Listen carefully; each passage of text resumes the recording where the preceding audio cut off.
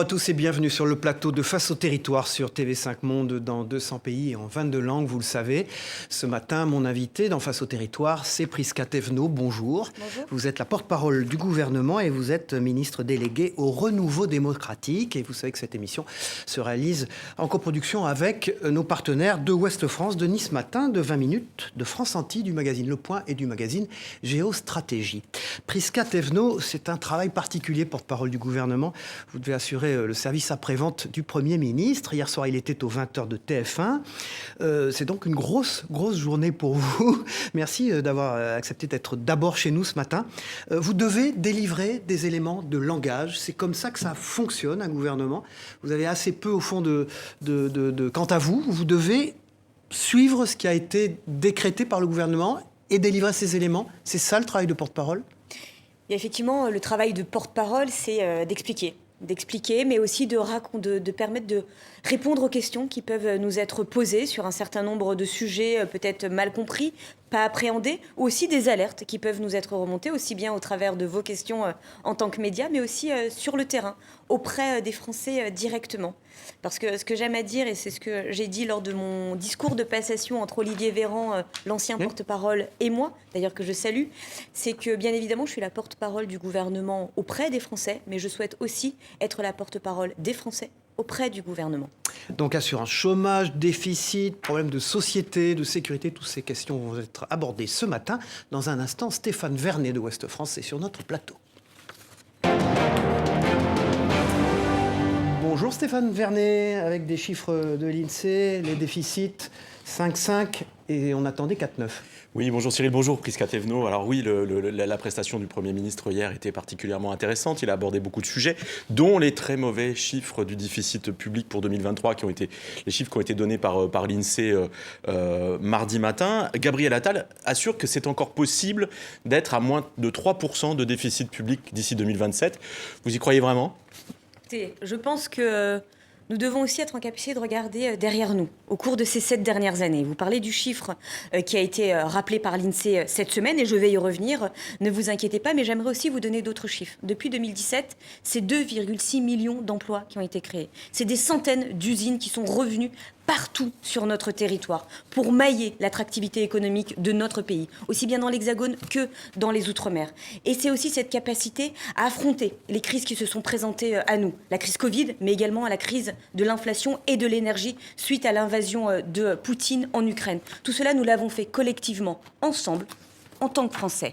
Et vous voyez où je veux en venir, c'est que oui, parce que nous sommes Français, parce que nous sommes dans ce pays, eh bien, rien n'est insurmontable, rien n'est impossible. Alors, comment on fait pour redresser la barre ? Gabriel Attal dit hier qu'il compte le faire sans augmenter les impôts, je cite, des classes moyennes. Est-ce que ça veut dire qu'il va augmenter d'autres impôts, d'autres taxes ? Et si oui, lesquelles ? La première des choses, c'est de regarder les choses dans leur clarté, sans naïveté, mais en responsabilité. Nous n'avons pas augmenté les dépenses par rapport à ce qui était budgété. En revanche, nous n'avons pas reçu les recettes qui manquent. Exactement. Dans les grosses proportions. Et donc, c'est important de le dire parce que les recettes sont nécessaires pour financer notre modèle social, pour financer nos services publics. Et donc, on va les chercher dans les 3 ans qui viennent. Collectivement, recréer de la valeur. Et recréer de la valeur, c'est au travers, bien évidemment, d'un certain nombre de taxes et de cotisations. Mais ça ne veut pas dire qu'on doit forcément augmenter la pression. On va baisser, par exemple, l'argent donné aux collectivités, on va taxer les super profits. Plus que de dire qui va payer la note, c'est comment allons-nous réussir à créer plus de richesses. Par le plein emploi, toujours ? Mais c'est une évidence. Nous le faisons depuis. Sauf que c'est moins une évidence aujourd'hui, parce qu'il y a quand même un petit ralentissement dans les créations d'emplois. Mais regardons le ralentissement. Soyons honnêtes. Franchement. Moi, j'ai grandi, je fais partie de cette génération qui a grandi avec ce qu'on appelait, le chômage de masse. Je suis arrivée sur le marché du travail, moi, à l'époque, je suis désolée de vous raconter ma vie, mais je vais le faire un peu, avec la boule au ventre de me dire, est-ce que j'allais trouver un travail ? Pas parce que je manquais de diplôme, pas parce que je n'avais pas envie, mais parce qu'il y avait une réalité économique à l'époque qui a duré pendant longtemps en France, c'est qu'il y avait le chômage de masse. Ça fait 7 ans qu'on n'entend plus parler du chômage de masse. Oui, mais là, Et donc, les chiffres marquent le pas. C'est quand même cette année, sur les créations d'emplois, sur le chômage. Nous sommes légèrement au-dessus de 7%, oui, il faut le regarder. Et ça nous oblige à continuer, à accélérer les réformes pour continuer à lutter contre le chômage. Alors, notamment... Et pas simplement pour le pays, mais aussi et surtout pour les Français au quotidien. Être au chômage, c'est accepter d'être dans une précarité que beaucoup ne supportent plus. Et donc, il faut l'entendre. Alors, Gabriel Attal, hier soir, a dit qu'il était question de faire une vraie réforme de l'assurance chômage. Ça veut dire quoi? Ça veut dire que les précédentes réformes de l'assurance chômage, elles étaient en carton? Non. Pardon, vous le savez, et Gabriel et moi, nous sommes engagés derrière Emmanuel Macron depuis 2016. Nous portons le projet présidentiel, nous l'avons tracté, nous avons collé. Donc nous sommes complètement alignés et donc nous allons accélérer les réformes. Et c'est bien ce qu'il a présenté hier. Donc réduire la durée d'indemnisation, réduire les conditions durcir les conditions d'accès au chômage, c'est ça, une vraie réforme de l'assurance chômage? Le cadre présenté, il faut regarder les indicateurs sur lesquels on peut effectivement pouvoir travailler. Il y a 3 types d'indicateurs. La durée d'indemnité, la durée de cotisation et le montant de l'indemnité. Vous allez jouer sur les 3 ? Sur le dernier volet, il s'est exprimé hier et il a dit qu'il n'y était pas favorable. Maintenant, il y a une autre réalité en parallèle, c'est que nous avons les organisations syndicales qui sont en train de travailler sur ces sujets, qui ont demandé un délai supplémentaire. Donc sur la base de leur retour qui arrivera le 8 avril, nous allons pouvoir effectivement mettre en place une réforme. Et comment on fait enfin, je comprends bien l'idée de relancer le plein emploi, de réformer l'assurance chômage, d'accord, mais continuer à aller vers le plein emploi. Alors, mais qu'est-ce que vous faites avec les seniors, les plus de 50 ans comme moi? Moi, si je perds mon job demain, comment je fais pour retrouver un job à mon âge? Que tout le monde se rassure, vous n'avez pas perdu votre job, il n'y a pas d'annonce. Vous voyez bien que là, sur les seniors, il y a un vrai point de frustration. Vous savez, c'est un sujet extrêmement important, mais c'est un sujet qui a touché de nombreuses familles. De nombreuses familles sont touchées par cela et donc nous pouvons en parler et en témoigner, que ce soit nos parents, que ce soit nos oncles, nos tantes, nos voisins, etc. Le sujet de l'emploi de ce qu'on appelle les seniors, j'ai du mal un peu avec ce terme parce que vous entendez bien. Vous avez raison. À 50 ans, on n'est pas senior, mais de l'emploi après 50 ans, ou même voire après 45 ans, est un sujet que nous ne découvrons pas, puisque nous en avons parlé notamment au travers de la réforme des retraites l'année dernière pour lutter contre les carrières pénibles et être cette capacité de se reformer sur la fin de sa carrière pour pouvoir retrouver un emploi au regard aussi de ses liens pro-perso, mais également de sa capacité à faire tous les jours. C'est Prisca Thévenot, la porte-parole du gouvernement, qui est notre invitée ce matin dans Face au territoire. C'est la tradition de cette émission. Chaunuc est dessinateur, éditorialiste à Ouest France, dont Stéphane Vernet est le rédacteur en chef délégué, a une question à vous poser sous forme de dessin. On l'écoute. Prisca Thévenot, bonjour. Après les attentats de Moscou revendiqués par l'État islamique, à l'heure où Michael Paty voudrait que la responsabilité de l'État soit reconnue, estimant que l'assassinat de son frère aurait pu être évité, le proviseur du lycée Maurice Ravel à Paris, menacé de mort parce qu'il avait demandé à des élèves de retirer leur voile, a quitté ses fonctions. La fermeté affichée par la ministre de l'Éducation nationale ne masque-t-elle pas, en fait, un renoncement face à la progression de l'islam politique? N'ayons pas de pudeur et disons les choses telles qu'elles existent. Oui, il y a une menace islamiste en France. Et oui, notre pays a tristement été victime de ces menaces, au travers d'attentats, au travers de nos enseignants, au travers de menaces au quotidien. Et face à cela, ne nous trompons pas de coupables. Les coupables sont les terroristes islamistes. Et par rapport à cela, oui, au-delà des mots, nous devons avoir des actes. Dès 2017, nous avons mis en place un certain nombre de mesures, de réformes, déjà renforcer nos renseignements territoriaux, mais c'est important de le rappeler. On va y venir avec la prochaine interview Armelle Le Goff. Très bien. La une de Ouest France. L'Europe et la France face au défi des Outre-mer ce matin. Bien, merci. Merci Stéphane Vernet. Vous dirigez la rédaction de Ouest France à Paris. Dans un instant, Armelle Le Goff, directrice adjointe de la rédaction du Point sur ce plateau. Justement, Armelle Le Goff. Oui, je voulais revenir sur le chef de l'établissement parisien, Maurice Ravel, qui a quitté ses fonctions par sécurité. Est-ce que l'État a été à la hauteur dans cette affaire ? Et je le redis, mais effectivement, merci de poser la question. Je pense que nous ne devons pas avoir peur des mots. Il n'y aurait rien de pire que de ne pas nommer les choses. Nous avons une menace islamiste en France. Et oui, nous avons été meurtris par des attentats terroristes, aussi bien de grande ampleur, mais également par, malheureusement, des drames absolus. Mais la dans décapitation ce cas précis, de professeurs. Le rectorat a évoqué des convenances personnelles pour son départ, au départ. Vous avez tout à fait raison, madame, et je réinsiste. ne taisons pas les choses. N'ayons pas de pudeur mal placée qui viendrait... Donc le rectorat n'aurait pas dû communiquer de cette façon. Je vous le dis, nous devons assumer que oui, il y a eu une menace et c'est la raison pour laquelle le Premier ministre ne se dérobe pas. L'État porte plainte. La ministre de l'Éducation, Nicole Belloubet, est-ce que tout le monde est bien aligné au gouvernement sur ces questions? La ministre de l'Éducation, Nicole Belloubet, parlait, quand elle était ministre de la Justice, répondait à une interview sur Europe 1 en disant « L'insulte à la religion, c'est évidemment une atteinte à la liberté de conscience », évoquant pratiquement un délit de blasphème. Comment c'est possible qu'un ministre, à l'époque, puisse tenir de tels propos et qu'aujourd'hui, cette personne soit ministre de l'Éducation avec de tels sujets à porter? Excusez-moi, je pense que pour aller au bout de cette remarque tout à fait pertinente, il faut pouvoir aussi rendre la lumière et mettre la lumière sur ensuite, elle s'est expliquée sur ses propos et elle s'est excusée. Elle s'est excusée. Donc je pense qu'aujourd'hui, le pire qui pourrait nous arriver, qui puisse nous arriver, c'est que nous n'ayons pas une voix unie et soudée à l'endroit de celles et ceux qui nous menacent. Ne nous trompons pas. Les seuls et uniques coupables dans tout cela, ce sont les terroristes islamistes. Ne nous laissons pas diviser. C'est ce qu'ils cherchent en fait. C'est ce qu'ils cherchent. Ne tolérons pas ça. Est-ce que le gouvernement a conscience que les personnels de direction sont extrêmement démunis face à ces situations? Ils ont manifesté début mars. Ils continuent à exprimer leur désarroi. Qu'est-ce que le gouvernement peut faire pour les aider, pour les soutenir? Continuer à renforcer les moyens. Déjà, je le disais, les renseignements territoriaux ont été largement remobilisés dès le début de la présidence d'Emmanuel Macron en 2017, avec aussi un certain nombre de lois, la loi notamment SILT, mais également la loi renforçant les principes républicains, et puis aussi avec aussi plus de bleu pour pouvoir être en sécurité dans notre pays avec une justice adaptée. Sur les établissements plus particulièrement, il y a un renforcement de la sécurité avec des dispositifs d'alerte qui ont été mis en place, notamment à Dijon, qui ont été mis en place et qui ont permis d'éviter un drame absolu. À Paris, il y a eu des cyberattaques sur les messageries des établissements scolaires. Avec des messages terribles sur les... Extrêmement violents. Oui. On sait que Daesh cible particulièrement les écoles et l'éducation nationale. Donc il y a une conscience de cet impératif de sécurité? Mais pourquoi ils ciblent notre école ? Parce que c'est au cœur de notre pacte républicain. Parce que c'est par cela que nous arrivons à émanciper les jeunes gens, et notamment les jeunes filles. Donc oui, nous ne lâcherons pas, nous tiendrons debout, mais nous devons tenir parce que nous avons une voix unie et solide ensemble. Dernière question. Marika Sorel s'est engagée au RN après avoir fait des propositions à Emmanuel Macron. Elle travaille beaucoup sur les sujets de laïcité, justement.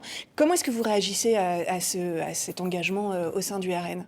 Moi, je m'interroge sur la composition de la liste de Jordan Bardella. Il y a déjà effectivement l'ancien directeur de Frontex qui a été...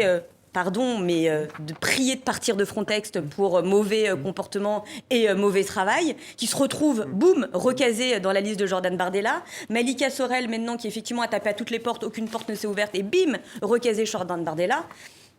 Je sais pas, je m'interroge sur la composition de cette liste. Une liste de refoulés. La une du Point, Armelle Le Goff. La une du Point, c'est l'esprit de Munich, quand les démocraties capitulaient avant la Seconde Guerre mondiale. Et j'ai une question pour vous aujourd'hui. Où seraient les Munichois au sein de la classe politique française ? Vous savez, je pense que sur ça, je vois très bien où vous voulez en venir et je ne vais pas faire de langue de bois. Mais je pense que le plus important pour nous, c'est pas simplement de nous répondre les uns aux autres ici, mais de parler à celles et ceux qui nous regardent. Et oui, nous avons une réalité en Europe et notamment aussi en France, c'est que nous avons une poussée de l'extrême droite. L'extrême droite, c'est pas simplement pour la pointer du doigt et dire que c'est pas beau et c'est méchant, mais c'est dangereux. Regardons ce qui s'est passé en Pologne, en Hongrie, dans d'autres pays aussi, et outre-Atlantique. Ça menace en priorité les droits des femmes, donc vous et moi, mais ça menace aussi le droit des minorités. C'est Et donc par rapport à ça, nous devons continuer à nous la mobiliser. porte-parole du gouvernement qui est notre invité ce matin dans Face au territoire. Merci Armelle Le Goff, vous représentiez le Point partenaire de cette émission. Dans un instant, nous partons en duplex et en direct à Nice avec Denis Caro. Bonjour Denis Caro, vous êtes le directeur des rédactions du groupe Nice Matin qui inclut Var Matin, Monaco Matin et Nice Matin. Et vous êtes depuis Nice, depuis votre studio à la rédaction de Nice. Bonjour à tous, bonjour Prisca Thévenot. Prisca Thévenot, vous êtes porte-parole du gouvernement, mais aussi vous êtes en charge du renouveau démocratique. Alors est-ce que vous pouvez nous dire en quoi cela consiste et quelle est votre feuille de route sur le sujet ? Eh bien, ça va peut-être vous surprendre, mais effectivement, en tant que ministre du Renouveau démocratique, j'adopte des méthodes peut-être un peu plus traditionnelles. Parce que l'enjeu du Renouveau démocratique, c'est aussi de redonner du sens et du poids à la parole politique. Et pour ce faire, je vais sur le terrain, tout simplement. Les jeudis et les vendredis, je vais à la rencontre des Françaises et des Français. Donc vous partez tout à l'heure où ? Là, tout à l'heure, alors là, À Bercy. à Bercy tout à l'heure, et ensuite je vais dans le 92, D'accord. effectivement, et j'irai dans le Calvados ce week-end. Mais soyons très clairs, aujourd'hui, ce que nous demandent les Français, c'est de voir ce qui a changé dans leur quotidien. Donc oui, j'ai entamé un tour de France de ce qui change chez vous pour pouvoir aller voir, par exemple, en Gironde, il y a à peu près une semaine, j'ai été dans un service d'urgence pour voir comment on désengorgeait les urgences au quotidien et faire en sorte que les Français puissent avoir une réponse adaptée à leurs besoins de santé. Nous avons mis en place des services SAS, services d'accès aux urgences, aux soins, et je voulais voir si c'était parfaitement bien mis, s'il y avait besoin de relais ou de renforcement d'action politique, et effectivement échanger avec les personnels au quotidien. Denis Caro. Emmanuel Macron a mis en place les conventions citoyennes, les grands débats, les conseils nationaux de la refondation, les rencontres de Saint-Denis. Qu'est-ce qui reste au fond de ces nouveaux concepts ? Il reste de grandes avancées. Il reste de grandes avancées. Il reste cette capacité sur les conventions citoyennes, vous en parliez. Il y a eu la Convention citoyenne pour le climat qui a permis effectivement de faire avancer un certain nombre de dispositifs avec une grande loi qui s'appelle la loi climat et résilience, dont nous voyons les bénéfices au quotidien, notamment sur l'usage des plastiques, mais également cette capacité à être en circuit court pour la cantine de nos petits à l'école. Je pourrais vous citer comme ça plein d'exemples. Et puis il y a une autre convention citoyenne qui vient à peine de se terminer, la Convention citoyenne sur la fin de vie, qui a abouti à un projet de loi qui sera présenté. Denis Caro. Gabriel Attal a parlé des réseaux sociaux hier soir sur TF1, réseaux sociaux qui prennent de plus en plus de place dans la communication gouvernementale. Vous, comment les utilisez-vous ? Et est-ce que vous continuez à répondre directement aux gens qui vous suivent sur Instagram ? Le dimanche soir notamment, nous dit-on. Oui. Vous passez vos soirées à répondre aux gens. Tout à fait. En fait, j'ai pris la décision de continuer à gérer personnellement mes réseaux sociaux. Pour la simple et bonne raison, c'est qu'il y a aussi ma famille et mes amis qui m'y parlent. Ça n'explose pas, votre messagerie ? Elle n'explose pas ? Non, ça n'explose pas et je trouve que c'est plutôt de bonne tenue. On se fait en réalité pas si harceler ou insulter, parce qu'il faut aussi dire la vérité sur les réseaux sociaux. Mais ça me permet d'avoir un lien direct. Alors c'est vrai que mes réponses arrivent souvent très tard dans la nuit ou très tôt dans la matinée, mais j'ai à cœur tous les dimanches de donner la parole à celles et ceux qui ne l'ont pas forcément au travers des réseaux sociaux. Dernière question, Denis Caro. On parle beaucoup des opérations PlaceNet XXL. Quelle est la part de la communication et la part des résultats concrets ? Un chiffre, plus de 867 interpellations. Voilà, 867 interpellations. Qu'est-ce qu'on fait d'eux ? C'est la deuxième partie de la question. Déjà, vous avez on les raison. interpelle et ensuite, On les est-ce que la justice, et ensuite, la justice est assez sévère ? Et ensuite, la justice est juste. Et elle est forte en France. Et nous devons le rappeler. Ne doutons pas de notre capacité à rendre justice en France. Et donc oui, ils sont déférés devant la justice. Et surtout, la tranquillité va revenir dans de nombreux quartiers. Et c'est ça qui est important de le rappeler. Maintenant, il faut être honnête aussi sur la démarche. C'est une démarche au long cours. Et donc, il faudra inlassablement être sur le terrain, mobilisé. Et je profite de votre question pour rendre hommage à ces femmes et ces hommes qui quotidiennement sur le terrain. Je parle bien évidemment de nos forces de l'ordre qui agissent avec beaucoup d'engagement. Denis Caro, la une de Nice Matin aujourd'hui. Alors en une, le cri des mères des moulins, elles témoignent dans Nice Matin, elles n'en peuvent plus des trafics de drogue, des coups de feu, de l'insécurité dans ce quartier gangréné par les trafics de drogue où les affaires et les affrontements reprennent justement entre deux opérations PlaceNet. Merci Denis Caro, vous étiez en duplex et en direct de Nice. Vous êtes le directeur des rédactions du groupe Nice Matin. Dans un instant, Floréal Hernandez, rédacteur en chef de 20 minutes, partenaire de cette émission, est sur ce plateau. Bonjour Floréal Hernandez, on va parler élections européennes avec vous ce matin. Oui, Prisca Thévenot, où en est-on de la liste Renaissance pour les européennes ? Parce qu'on sait que Valérie Hayé va la conduire, mais on ne sait pas qui est derrière, on ne sait pas non plus le programme, et ce, à moins de 3 mois de l'élection. Et j'en profite pour dire que Valérie Hayé sera notre invitée dans quelques jours sur ce plateau même à votre place. Super. Mais en fait, ce qui est déjà important de rappeler, c'est qui n'est pas derrière Valérie Hayé. Donc Malika Sorel-Sutter, ça on l'a bien compris. Voilà, mais en fait, c'est surtout les profils dont je parle. La question que nous devons collectivement nous poser, c'est de qui avons-nous besoin pour nous représenter au Parlement européen ? Est-ce qu'on a besoin d'un homme qui sait bien sourire ou d'une femme qui assume vouloir travailler ? Pardonnez-moi, mais je préfère la deuxième solution. Parce que derrière Valérie Ayé, plus qu'une Elle sait liste, bien sourire aussi, et il y on en voit la aura, photo et derrière il y vous. en aura, Elle sait et il bien. y en aura. L'enjeu, c'est aussi de regarder le travail qui a été fait. Pendant que certains se lançaient en campagne dès le mois de juin dernier, je crois, elle était au travail, au charbon.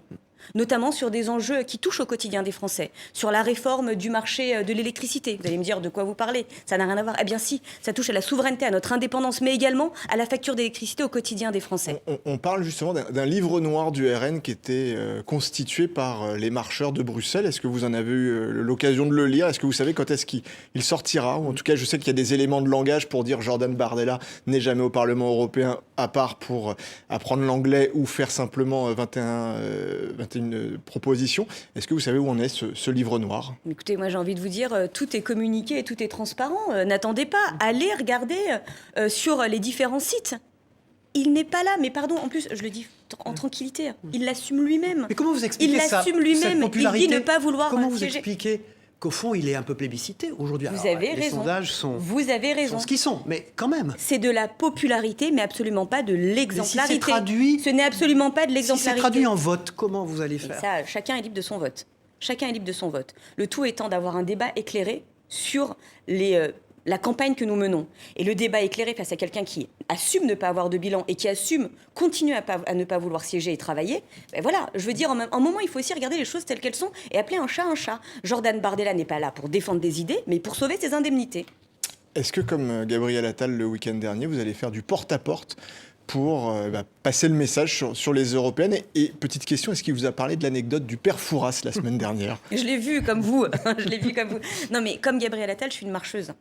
Je suis une marcheuse et donc oui, je tracte, je colle, je fais du porte-à-porte, je milite dès que je le peux. Et donc, Vous êtes très oui, proche de lui, hein, dit-on. Oui, très proche. Ouais. Et c'est pas un On dit que vous êtes secret. à la place de porte-parole parce qu'il a souhaité que vous y soyez, quoi. Il paraît. Il paraît. Donc oui, je vais continuer à le faire et je le fais résolument, aussi bien dans ma circonscription que partout sur le territoire. Je le disais tout à l'heure, je serai ce week-end, par exemple, dans le Calvados. La une de 20 minutes, Floréal Hernandez. Oui, la une de 20 minutes était sur le soft power chinois avec la sortie de Kung Fu pendant 4 ou d'une série Netflix en disant que quand quand ce sont les Chinois qui le font aujourd'hui, ils n'arrivent pas à toucher l'Europe et l'Amérique, alors que quand c'est l'Amérique qui récupère la culture chinoise, elle arrive à l'exporter au plus grand monde. Est-ce que 20 minutes va s'intéresser de très près aux élections européennes? Vous avez un électorat, on le sait, assez jeune. Est-ce que vous sentez qu'il y a un intérêt des jeunes? C'est important ce que disait Prisca Thévenot. Est-ce que les jeunes vont se mobiliser sur cette élection? On les a pas encore sollicités dessus. C'est prévu avec notre panel Moi Jeune. Oui. Voilà. Après, oui, on va s'y intéresser parce que ça fait partie de notre... on est un peu un service public. Étant gratuit, on est un peu un service public et on se doit de parler des européennes et en tout cas de donner au plus grand nombre les tenants et les aboutissants de Alors celle-ci. peut-être rappeler une date, le 9 juin. Le 9 juin et un seul tour. C'est important de le dire. Il n'y aura Absolument. Floréal Hernandez, rédacteur en chef de 20 minutes. Merci. On va partir pour les Antilles. C'est Prisca Thévenot qui est notre invitée ce matin, la porte-parole du gouvernement et ministre délégué au renouveau démocratique. On va y revenir tout à l'heure. On part à Fort-de-France où Cyril Boutier, le directeur éditorial de ce partenaire de Face au territoire, a une question à vous poser. On l'écoute. Bonjour Prisca Thévenot. En visite ces derniers jours en Martinique et en Guadeloupe, le ministre délégué au transport a jugé sur place que le prix des billets d'avion entre l'Hexagone et les Antilles était, je le cite, pas si excessif. Pourtant, à 1000 ou 1200 euros le billet par personne en classe éco, il est évident qu'il a provoqué un tollé tant dans la population que parmi les élus. Des élus qui proposent un service public du transport aérien entre les Antilles et l'Hexagone, et plus largement avec les territoires d'outre-mer. Ces élus seront-ils entendus ? Alors, est-ce que c'est pas le sens, la question, est-ce que c'est pas un décalage entre les gouvernants et ceux qui ont la vie quotidienne à gérer ce prix des billets d'avion qui lui apparaît pas très cher, qui objectivement nous apparaît même à nous tous très cher?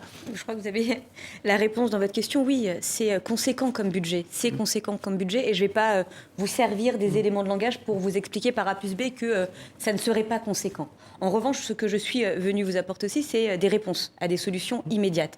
Il y a une agence qui s'appelle l'Agence pour pour les Outre-mer, des Outre-mer pour la mobilité, qui s'appelle l'ADOM, donc on peut aller sur Internet pour le voir, et qui apporte des solutions très concrètes, notamment à l'endroit des étudiants, à l'endroit des personnes qui voudraient se former ou trouver un travail qu'ils ne pourraient pas trouver dans leur territoire et qui auraient besoin de venir dans l'Hexagone ou en Europe. Et donc ça, c'est concret. Donc je vous invite à aller regarder.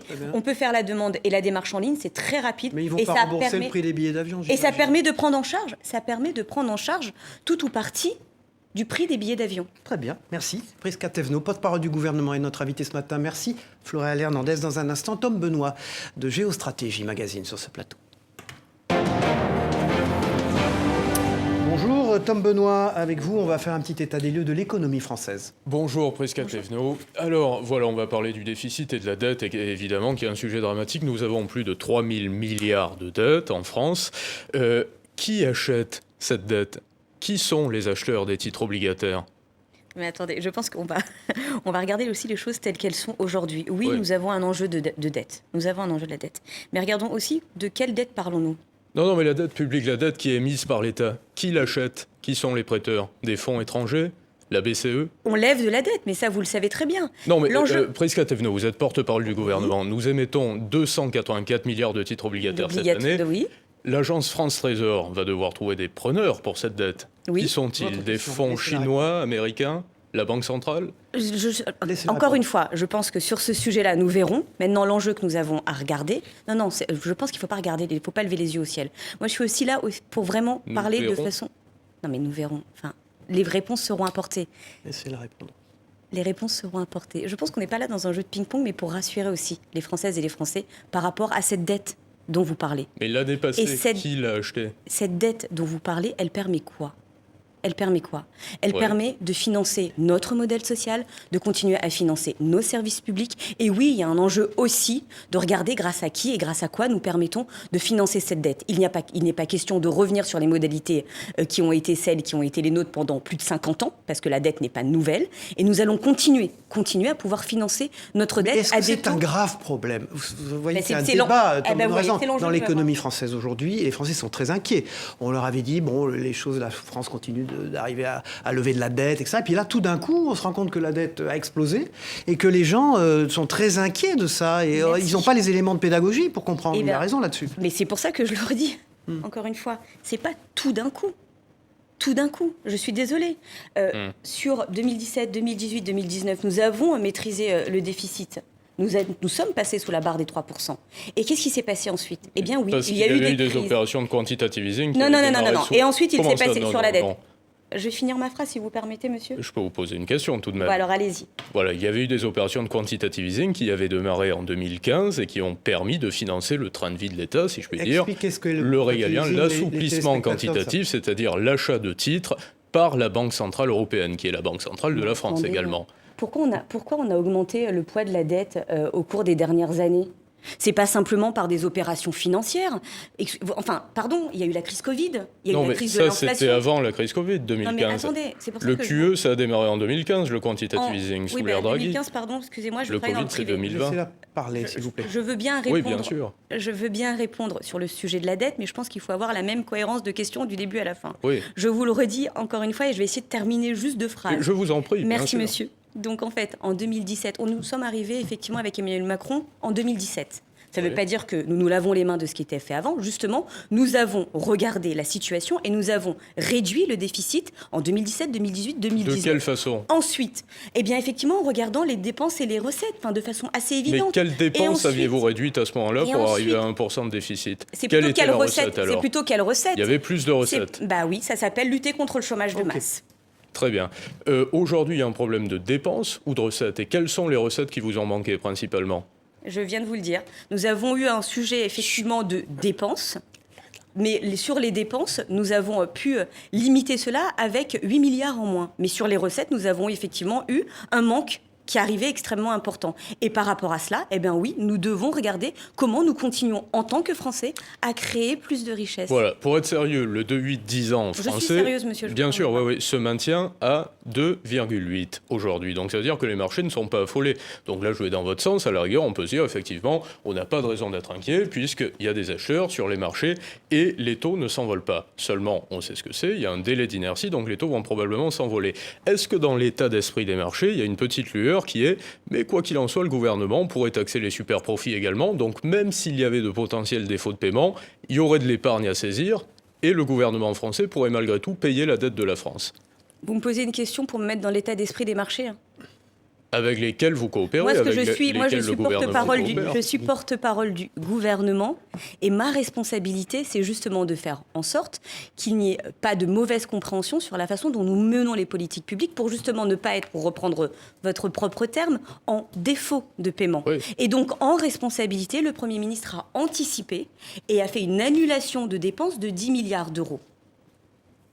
Parallèlement à ça, C'est très peu, c'est dérisoire par rapport au déficit. Donc qu'est-ce qu'on fait? On arrête d'investir dans l'école, on arrête d'investir Ça dans nos représente forces de l'ordre. combien le régalien en milliards? Non mais Oui. Bon. Là, une tant pis. géostratégie, s'il vous plaît. Que se produirait-il si la France quittait l'euro? Alors le système européen passait au crible, le système Target 2, la dette publique également, qui est une grosse problématique. Nous avons 360% de dette par rapport au PIB dans le monde et la situation semble littéralement ingérable. Merci Prisca Thévenot, merci Cyril Tom Viguet. Benoît, directeur de la rédaction de Géostratégie. Dans un instant, Demet Korkmaz de TV5 Monde sur ce plateau. Bonjour Demet Korkmaz, vous êtes journaliste à la rédaction internationale de TV5 Monde. On va aborder des sujets internationaux, notamment les accords de libre-échange. Absolument. Emmanuel Macron est en ce moment en visite au Brésil. Le président français estime que le Mercosur est un très mauvais accord et qu'il faut en bâtir un nouveau. A contrario, il vante les vertus du CETA. Mais en quoi le CETA a un bon accord, Prisca Thévenot, quand le Canada, par exemple, utilise de la farine animale alors que c'est interdit en Europe et en France depuis la vache folle? vous avez tout à fait raison. Déjà, les accords commerciaux ne se ressemblent pas les uns aux autres, sinon de façon très simple, ils n'auraient pas d'ailleurs des noms différents. Sur le sujet du CETA, vous précisez de façon très claire qu'effectivement, il y a des façons de mettre en place nos élevages, nos produire, etc., qui ne sont pas les mêmes au Canada et en France. Eh bien, pour cela, nous avons mis en place des clauses miroirs dans ce traité du CETA. Les clauses miroirs n'existent pas, ni pour la farine animale, ni pour l'utilisation des antibiotiques. Ni pour l'utilisation des antibiotiques, ni pour pas de réciprocité davantage pour les 42 pesticides utilisés par les agriculteurs et les producteurs canadiens. Ces produits ne viennent pas sur notre territoire. En êtes-vous certaine ? Et ensuite, je veux vous le dire aussi dans l'autre sens. Mais le CETA est appliqué depuis 2017 de manière provisoire. Eh bien, justement. Parlons peut-être avec à celles ces et mêmes ceux normes qui ne sont pas... Parlons justement, on en a beaucoup parlé, on leur a beaucoup donné la voix, et c'est très bien, à nos agriculteurs, à nos éleveurs, aux viticoles, à nos fromagers, ceux qui font la force et la fierté des sujets AOP. Eh bien, que nous disent-ils, eux? Qu'ils sont bénéficiaires nets de ces accords de CETA. Alors... Beaucoup, probablement, en raison de l'inflation. Mais quand on regarde les volumes, quand on regarde les volumes, la progression, elle est marginale. Elle est de 1%, par exemple, pour le fromage. Pour le bœuf, il n'est pas encore énormément exporté en Europe. Mais le Canada a une marge de manœuvre de 65 000 tonnes. Mais vous voyez, vous venez de le dire, effectivement. Et vous avez raison. Encore une fois, on dit la même chose. Vous le voyez sur le bœuf, vous disiez... Le Canada n'a pas encore... il ne l'a pas fait. Donc, on peut dire qu'on est inondé de produits dangereux pour les Français sur notre territoire. Mais on ne peut pas réfléchir à l'instant T. Nous sommes d'accord, on ne peut pas réfléchir à l'instant T. On ne réfléchit pas à l'instant T, madame, puisque l'accord du CETA n'est pas mis maintenant en place. Ça fait 2 ans, donc nous voyons les choses. Depuis 2017. Voilà, depuis 2017. Vous avez raison, même beaucoup plus. Et donc, l'enjeu que nous avons aussi, c'est de regarder ce qui a été fait. Les filières parlent d'elles-mêmes et les chiffres que vous venez de rappeler parlent d'eux-mêmes. Maintenant, là où nous devons pouvoir aussi avoir une parole de transparence et de vérité perpétuelle et continuelle, c'est le cas de ces travaux qui vont avoir lieu. Quid de ces antibiotiques, de ces farines animales? Mais vous venez de Quid de ces 42 pesticides? Et alors, vous venez de le dire, madame, ils n'arrivent pas sur notre territoire. Alors, le Canada est très intéressé. Le Canada est très intéressé par l'Europe, puisque le Canada, il y a 2 ans, a déposé une demande auprès de l'EFSA, qui est l'autorité de sécurité sanitaire de l'Union européenne, pour permettre l'utilisation de l'acide perratique. L'acide perratique, c'est pour décontaminer les carcasses de viande. Que vont faire les agriculteurs européens lorsqu'ils vont voir arriver du bœuf? Si le Canada demande la levée, ou en tout cas l'acceptation, c'est que le Canada est probablement intéressé par le marché européen. Mais est-ce qu'on a dit oui? Probablement... Mais est-ce que nous avons dit... Mais vous ne pouvez pas... Alors, pour le moment, l'Union européenne... mais enfin, il y a des précédents dans le passé. L'Union européenne, par exemple, a accepté que les États-Unis et même que le Canada exportent de la viande avec de l'acide lactique qui était aussi interdit en Europe. Donc, on n'est pas préservé. Vous parlez des États-Unis ou du Canada. Vous me dites le Canada, si, ceci, etc. Beaucoup de conditionnels. Moi, je vous dis, faites-nous confiance.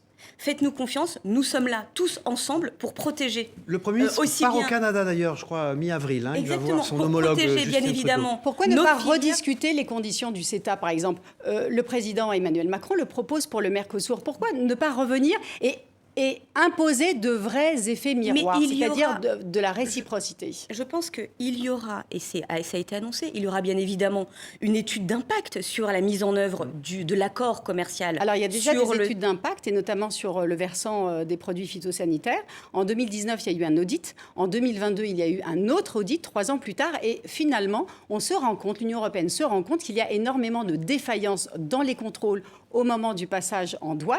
D'ailleurs, je rappelle que le CETA a aussi abaissé de 20 à 10% les contrôles à la douane. Il y a des défaillances qui n'ont pas été Je le dis encore une fois, vous pouvez parler de défaillances, mais vous l'avez vous-même dit, et je reprends vos propres mots.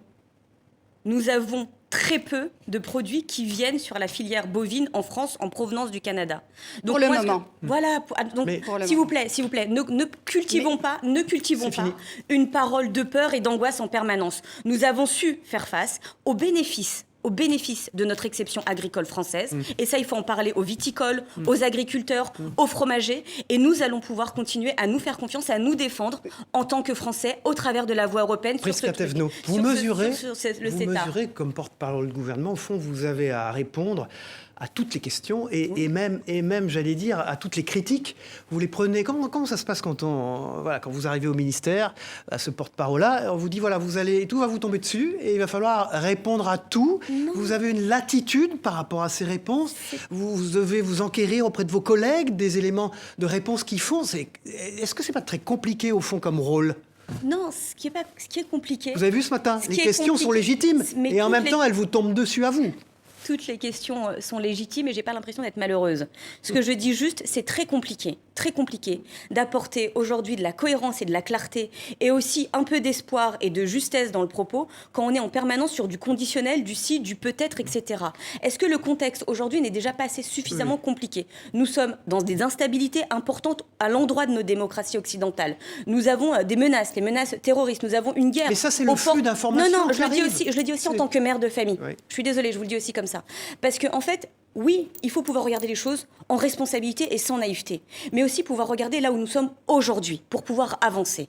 Et avoir des discours qui participent en permanence à dire que demain sera pire qu'aujourd'hui, ça n'aide pas. Aux réseaux sociaux, c'est dû au flux d'informations, au flot permanent qui nous arrive d'ailleurs de partout. Est-ce que ça a compliqué, au fond, votre exercice de porte-parole-là? On peut dire que ça l'a compliqué. Moi, j'ai envie de dire que ça l'a peut-être aussi simplifié. Parce qu'aujourd'hui, l'information se diffuse largement et je trouve que c'est plutôt. Mais comment être crédible? Bien. Comment vous pourriez être crédible, vous, par rapport à des spécialistes, quelquefois des pseudo-spécialistes qui interviennent? Ça, je ne suis pas là pour juger. Ça, je suis pas là pour juger. Et mon enjeu aujourd'hui, c'est d'apporter de la clarté. Le Premier ministre est très populaire.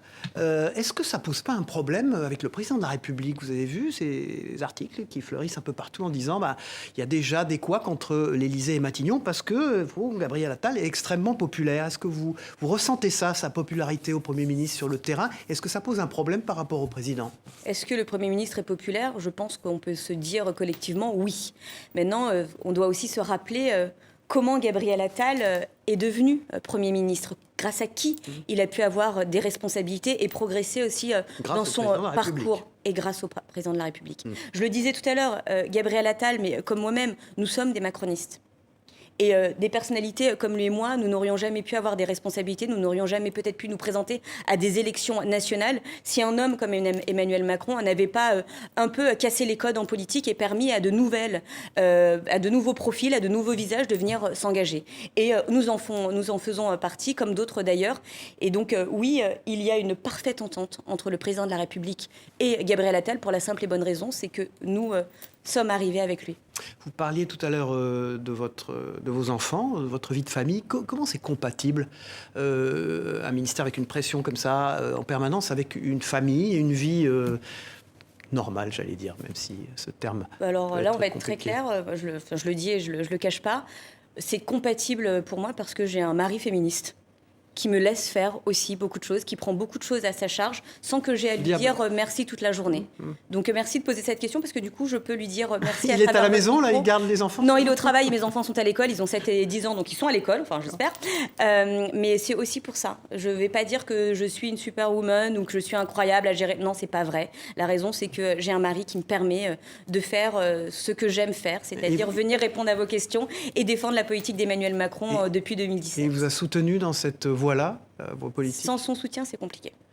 Merci Prisca Thévenot. Vous êtes porte-parole du gouvernement, ministre délégué au renouveau démocratique, d'avoir été notre invité ce matin et d'avoir répondu au flot de questions légitimes de nos éditorialistes. Voilà, jeudi prochain, nous recevons à votre place la présidente de l'Assemblée nationale, Yaël Braun-Pivet, qui sera en direct sur ce plateau. Merci à tous. Les programmes continuent sur TV5 Monde. Au revoir, bonne journée.